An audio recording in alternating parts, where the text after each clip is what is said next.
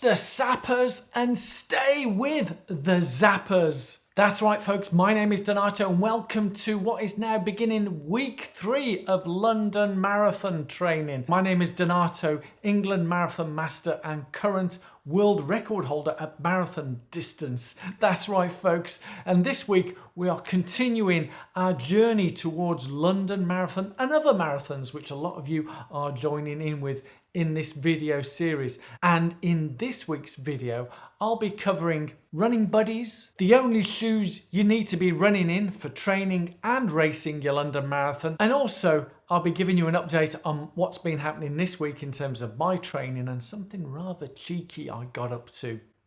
Yeah, I know, naughty boy.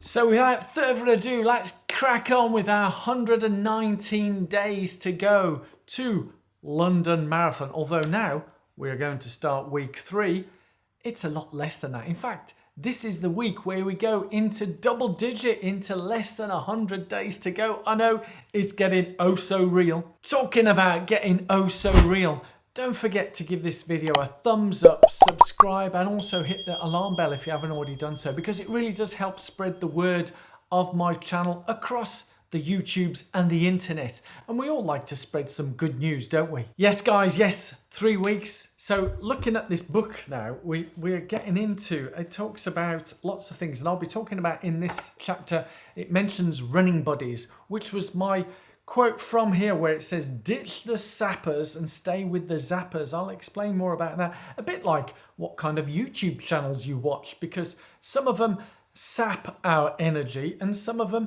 zap and give us energy. I hope this is one of those channels that gives you a zap, zing, kapow, and all that energy that you need to keep on going rather than sapping your energy.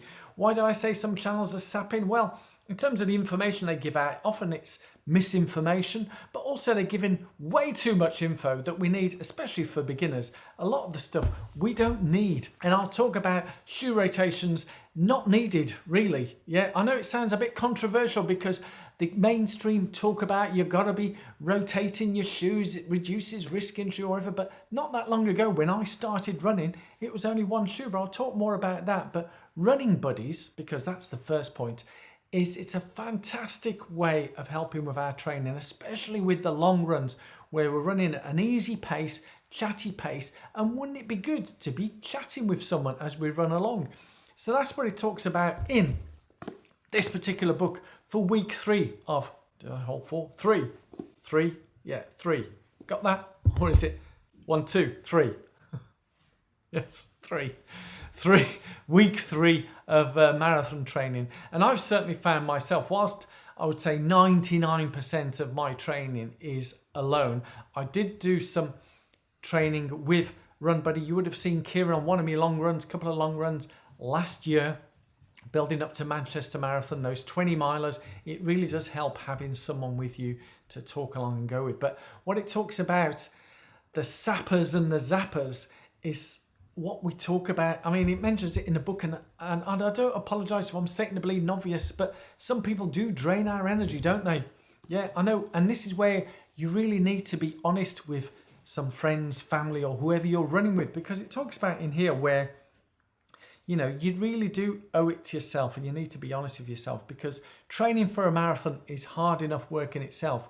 But if you're training with someone who's sapping your energy rather than zapping you and giving you some positivity, then that can have an impact on you as well. It talks about here the top 3 characters to avoid as potential training partners.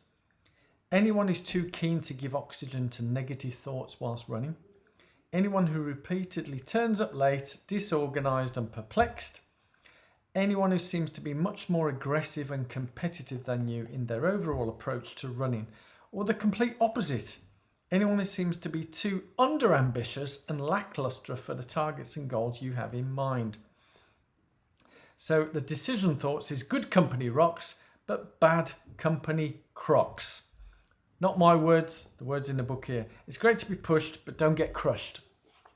Yeah, so buddies is great, and there's lots of groups and people that I know which are fantastic to run with, and the key things are that, you know, the pace that you're at, lots of factors. So hopefully that's helped in terms of running buddies. But my second point was running shoes. For those who don't know, these are the Guinness World Record shoes that I ran in London Marathon last year. These are the actual shoes that I completed in 3 hours and 19 minutes. As you can see, they're quite muddy and they're well used because they're my training shoes as well. Now, whilst I do currently have other shoes that I run in and race in, that's just the current state of affairs. But when I started as a beginner marathon running, I'll put these shoes down because they are quite muddy. By the way, these are the Endorphin Speed 2. Yeah, Endorphin Speed 2 for those who are interested in what model it is, by Saucony. I'm not recommending by any stretch of the imagination those are the shoes to have. No, I'm not saying that. What I am saying, and when I started as a runner for training, is I only had one pair of shoes. That's right, I know. It may sound a bit alien, but it was only literally 6 years ago. 6 years ago, coming up 7 years ago. There was no shoe rotation talk, none of that. It's just swept through in the past few years. And there are a number of shoe tubers who talk about this. And yeah, if you want to rotate your shoes, I'm not here to tell you how to live your life. What you do is entirely up to you. I'm just saying, what do you want? Difference between what you want and what you actually need. Now, we don't need multiple shoes. No, we just need comfortable shoes. That's all we need.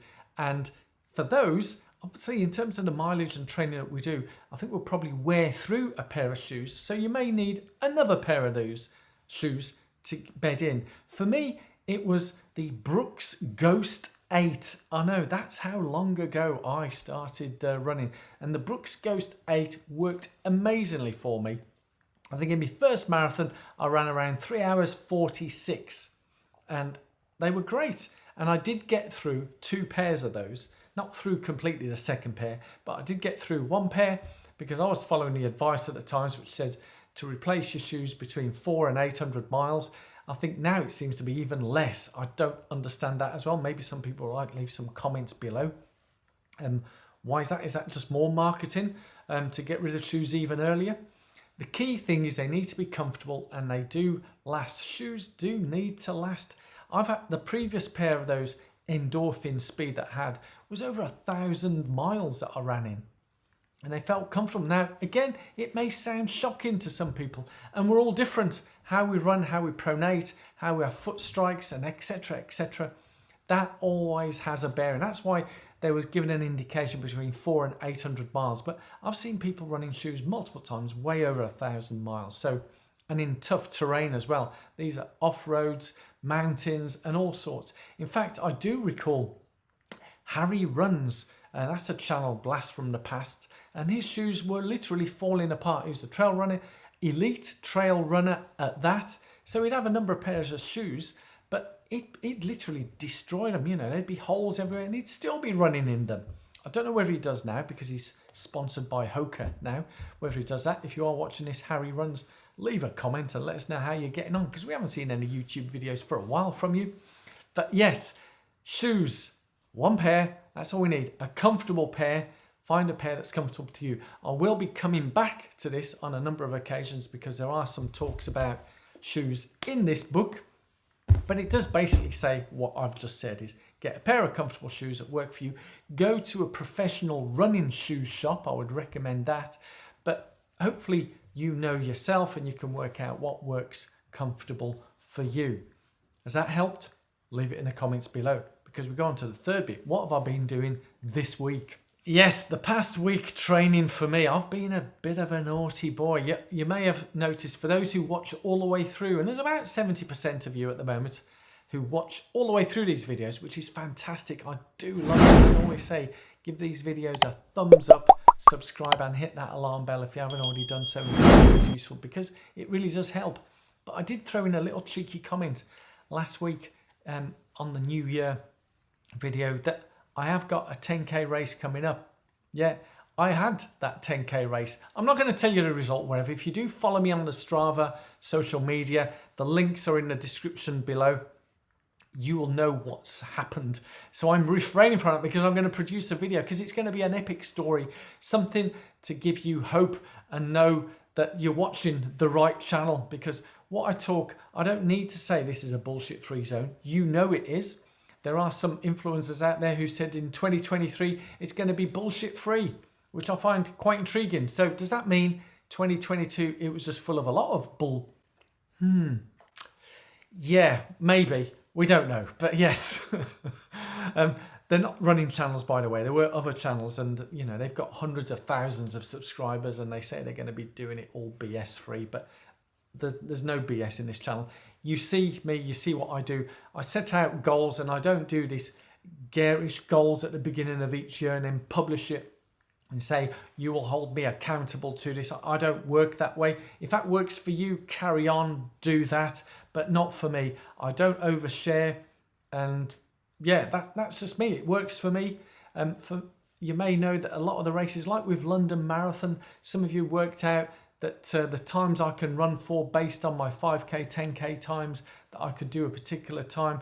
Yeah, that's great, but I'll wait until the morning of the race what I'm going to do on that day. And it can also change during the race, because in 26.2 miles, which is an awful long way, I can change my strategy as I go along. But there's a few things if you do, and I'll talk more about strategies in future videos.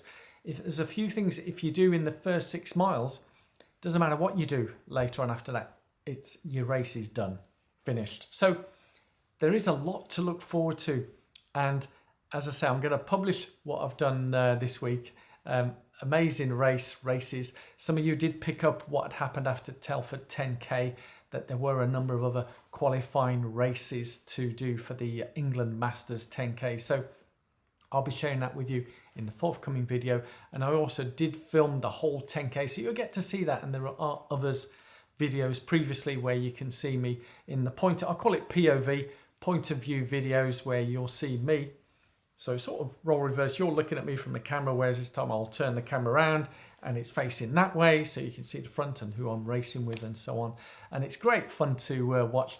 I think some people use them for treadmill running.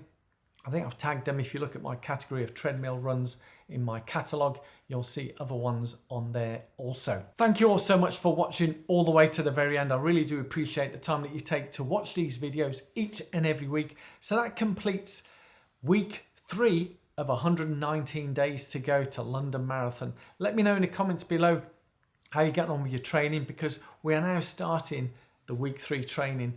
We're getting ever closer. We're getting into those double digits, into the 90x days, 95 days, 97 days to go to London Marathon. It's becoming oh so real, and I'll be jumping on board in a few weeks' time and starting my marathon training, because I'm following a different plan to what's in here. But let me know what plans you are following, how you're getting on.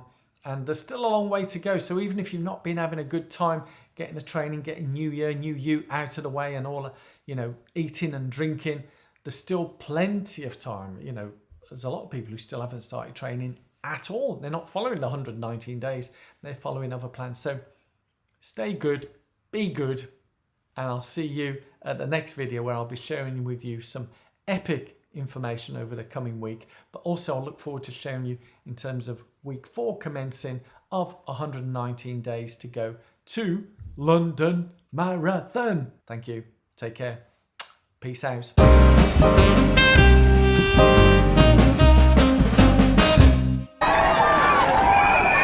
This is insane.